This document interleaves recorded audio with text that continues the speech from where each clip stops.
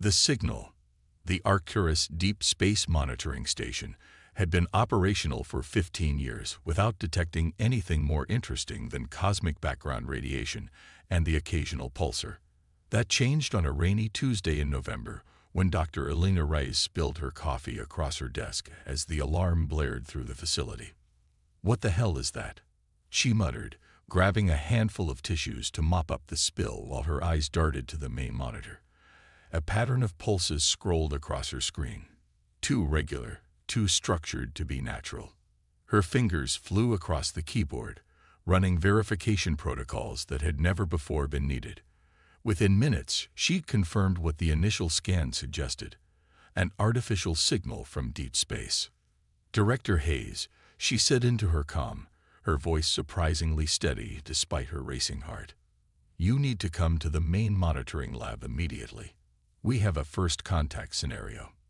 Within hours, the facility was swarming with military personnel, government officials, and the world's leading xenolinguists. Commander Marcus Chen of the newly formed United Earth Defense Fleet stood beside Alina as they stared at the translation algorithms working to decode the alien message. "Are we sure this isn't a hoax?" he asked, arms crossed over his chest. Alina shook her head. "The signal is coming from 47 light-years away, near Epsilon Eridani. No human technology could have planted it there." The translation matrix finally beeped, indicating completion. The room fell silent as text began scrolling across the screen. "To any sentient species who receives this plea, we are the Larans of the Epsilon Eridani system. Our civilization is under attack by the Corax Empire. Our defenses have failed. Our outer colonies have fallen. Our homeworld will be next. We have only days remaining. We seek any assistance. We offer knowledge and friendship in exchange." Coordinates and translation cipher attached. Attached to the message were detailed star charts, biological information about the Larans, and technical data about their attackers. "How do we know this isn't a trap?" General Williams demanded, voicing what many were thinking. Alina pulled up the attached files. "Look at the technical specifications they've sent us about the Corax Empire's weaponry. If these beings wanted to lure us into a trap, why provide us with detailed information about technology that's centuries beyond our own?" The Corax warships described in the message could travel at speeds Earth vessels could only dream of. Their weapons could reduce planets to molten slag. Their shielding technology made Earth's defenses look like tissue paper. "If these Corax wanted to destroy us," Commander Chen added, "they wouldn't need to trick us. They could simply come here." The United Nations Security Council convened an emergency session. Humanity had dreamed of first contact for generations, but no one had imagined it would come in the form of a desperate plea for help. "We cannot ignore this," argued the representative from Kenya.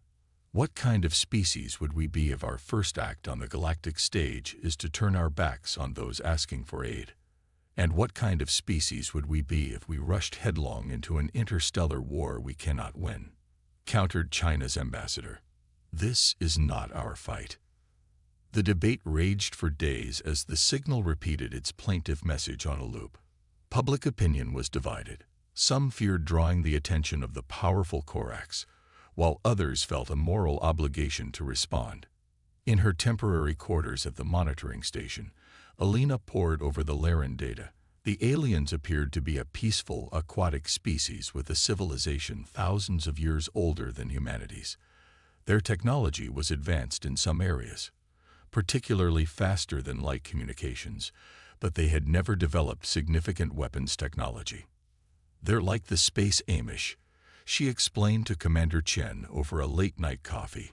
Their cultural and religious beliefs prohibited them from developing weapons beyond what was needed for hunting and basic defense, which made them perfect targets, Chen concluded grimly. After a week of deliberation, the vote came down. Humanity would answer the call. The response was simple: "We have received your message. We are humanity of the planet Earth. We are coming to help.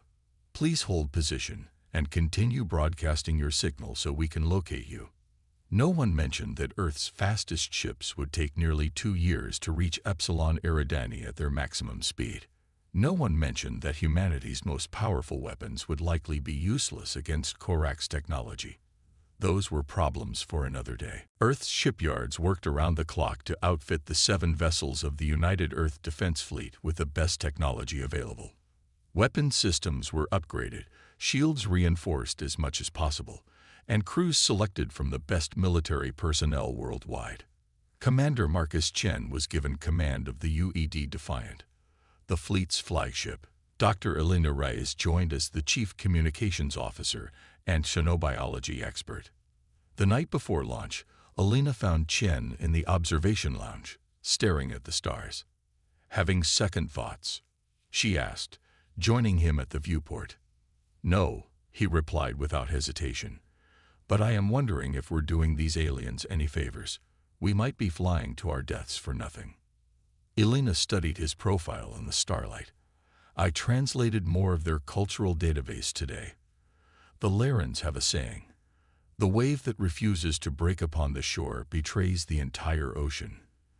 They believe that failing to help others when you can is a betrayal of life itself." Chen smiled slightly. "That's very poetic. I'm more concerned with practical matters, like how we're going to face an enemy with vastly superior technology." "We humans have our own saying," Elena replied. "Necessity is the mother of invention. We've gotten pretty good at it over the centuries." The launch was televised worldwide. 7 ships, representing humanity's first interstellar rescue mission, accelerated away from Earth. The journey would be long, the outcome uncertain, but for the first time in history, humans ventured beyond their solar system, not for exploration or conquest, but to answer a call for help. 2 months into the voyage, a breakthrough came from an unexpected source. Dr. Sanjay Patel, a theoretical physicist aboard the UED Intrepid, made a discovery while studying the Laran FTL communications technology. "They don't just use these principles for communication," he explained excitedly during a fleet-wide briefing. "The same theory could be applied to propulsion. I think we can modify our engines based on their principles." The modifications were risky, but the alternative was arriving too late to help. One by one, the ships of the United Earth Defense Fleet were retrofitted with the experimental drive system. Their speed increased tenfold. 4 months after departure, they detected signs of battle, debris fields, radiation signatures, and echoes of weapon discharges, all consistent with the specifications the Larans had provided about Corax weaponry. "We're getting close," Chen told his crew. "All vessels, prepare for possible engagement. This is not a drill." The fleet dropped out of FTL at the edge of the Epsilon Eridani system. The scene that greeted them was one of devastation. Orbital stations around the third planet were in ruins. The surface showed scars of bombardment. In orbit, 5 massive Corax warships encircled the planet, methodically destroying what remained of the Laran defense network. "They're still fighting," Elena whispered, pointing to small flashes where Laran vessels made desperate, suicidal runs against the invaders. Chen opened a channel to the fleet. "This is Commander Chen. All ships, Combat Formation Delta. Prepare to engage on my mark." In the vast darkness of space, 7 human vessels, small and primitive compared to the Corax warships, moved into position to defend a species they had never met. "We came to help." Chen broadcast on the frequency the Larans had provided. "Tell us where you need us." The response was immediate, a burst of what could only be interpreted as shock and gratitude in the Laran language. Then, in the translation cipher they'd provided, "You came. You actually came." As the Defiant led the human fleet toward the embattled planet, Chen allowed himself a grim smile. "Let's show these Corax that they picked on the wrong solar system." Elena looked at the massive enemy warships on the view screen and wondered if humanity had made a terrible mistake. But there was no turning back now. The battle for Epsilon Eridani, humanity's first interstellar war, was about to begin. The response. The Corax took no notice of the approaching human vessels at first. From their perspective, The 7 Earth ships were too small to register as threats, barely larger than the Laren escape pods they'd been casually destroying for days. It wasn't until the UED Defiant launched its first salvo of missiles that the massive warships began to react. The projectiles detonated harmlessly against the Corax shields, but they'd achieved their purpose. Humanity now had the enemy's attention. Evasive maneuvers. Commander Chen ordered as energy weapons powered up on the nearest Corax vessel. All ships implement Scatter Protocol Alpha. The 7 Earth ships broke formation, each executing a pre-planned flight path designed to confuse enemy targeting systems. It was a tactic developed during the resource wars of the 2080s, when drone swarms had made conventional naval warfare obsolete. The Corax weapons fired, but hit nothing but empty space. They're slow to track smaller targets, Tactical Officer Rodriguez reported. Their weapons are designed to hit planetary targets or large capital ships, not vessels our size. That's our first advantage, Chen replied. Let's find more. Status of Laren forces. Helena was hunched over her console, sorting through incoming transmissions. They're regrouping behind their moon. Approximately 30 vessels still operational, mostly damaged. They're asking for our battle plan. Chen grimaced. Tell them we're making it up as we go.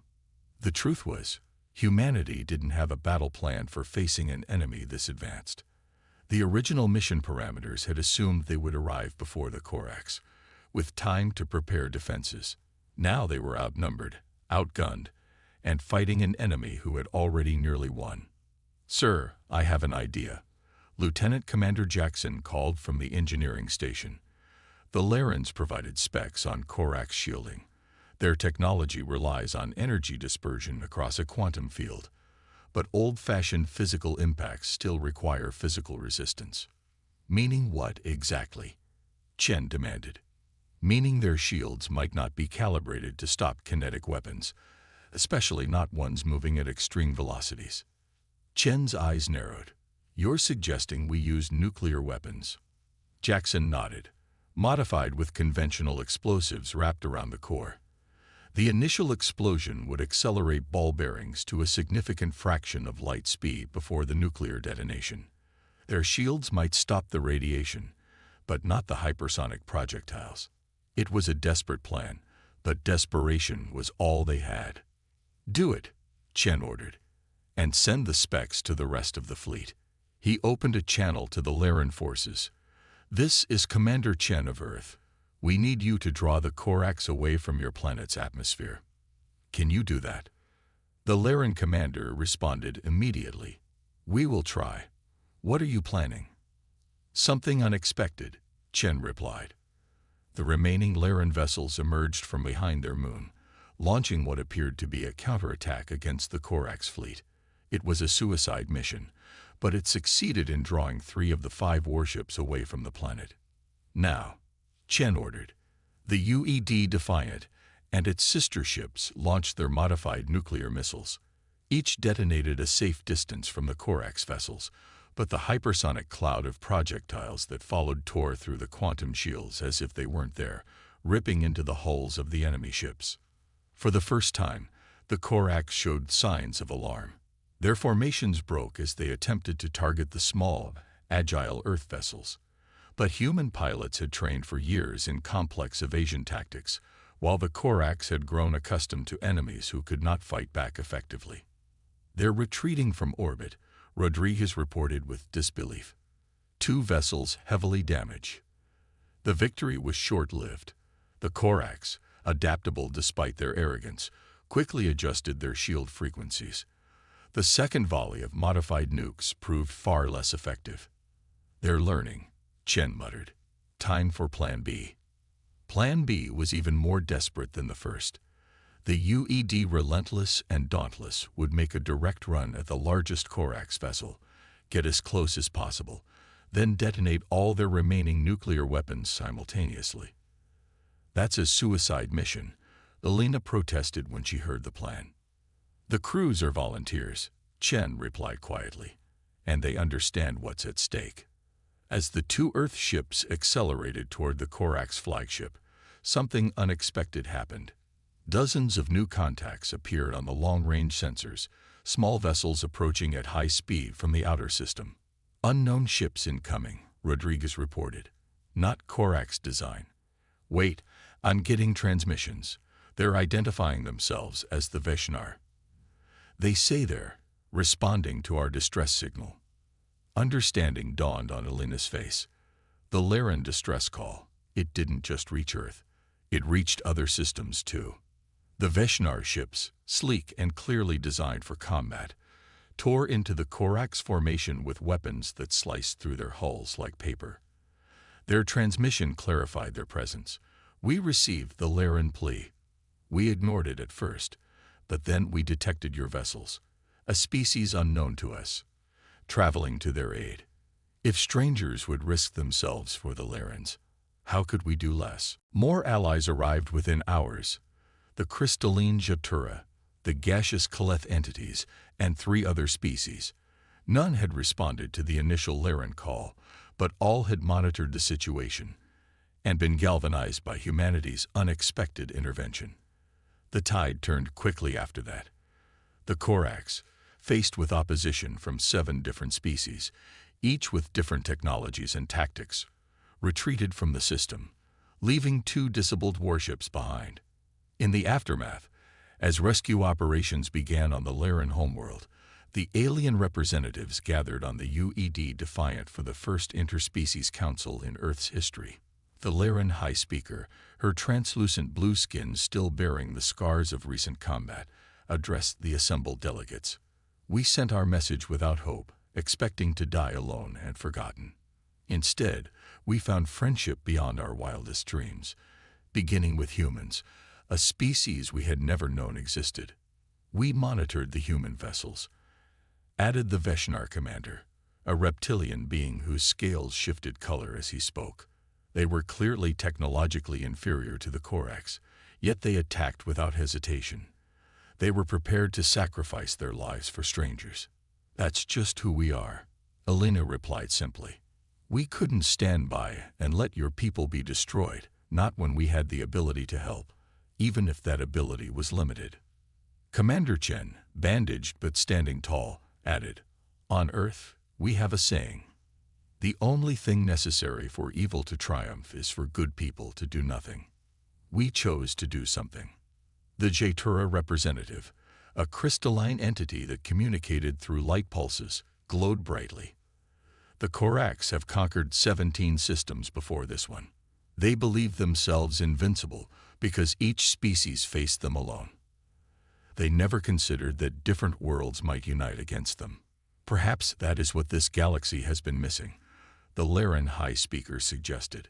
A species willing to be the first to extend a hand in friendship, even when that hand holds a weapon to defend others. As the meeting concluded, the representatives agreed to form an alliance, not just for mutual defense against the Corax, who would surely return, but for cultural and scientific exchange as well. Later, as Chen and Alina stood in the observation lounge watching repair ships from 6 different worlds working together to rebuild the Laren orbital stations, Alina smiled. You know what's ironic? She said. For centuries we wondered if we were alone in the universe. We built massive radio telescopes and sent out probes with golden records. We debated whether we should fear alien contact or welcome it. And, Chen prompted, and it turns out the rest of the galaxy was wondering the same thing about us. They were all out there, watching and waiting, isolated by the same fear and uncertainty that kept humanity looking to the stars, but never finding anyone. Until someone was desperate enough to ask for help, Chen finished, and someone else was foolish enough to answer. Word of humanity's actions spread quickly through the nearby star systems. Earth had revealed itself to the galaxy not as conquerors or cowering primitives, but as defenders willing to stand against overwhelming odds to protect others. Within a year, diplomatic missions from 23 different species had arrived at Earth. The Corax, for their part, avoided human space entirely. Their expansion halted for the first time in centuries as they reassessed a galaxy that suddenly seemed much more dangerous than before. When asked later why humanity had risked everything for aliens they'd never met, President Amara of the United Earth Government gave an answer that would be translated into over 200 alien languages and displayed in museums across the galaxy. Because that's what humanity does at its best. We see someone drowning. We jump in to save them. We hear a cry for help. We answer. It doesn't matter if they look different or come from somewhere we've never been. The universe is vast and often cruel. If we don't stand together, all sentient beings, then we all stand alone. The Laren distress signal, preserved in the Galactic Archives, became known as the call that changed everything. But it wasn't the signal itself that had altered the course of galactic history. It was humanity's response to it. Sometimes the bravest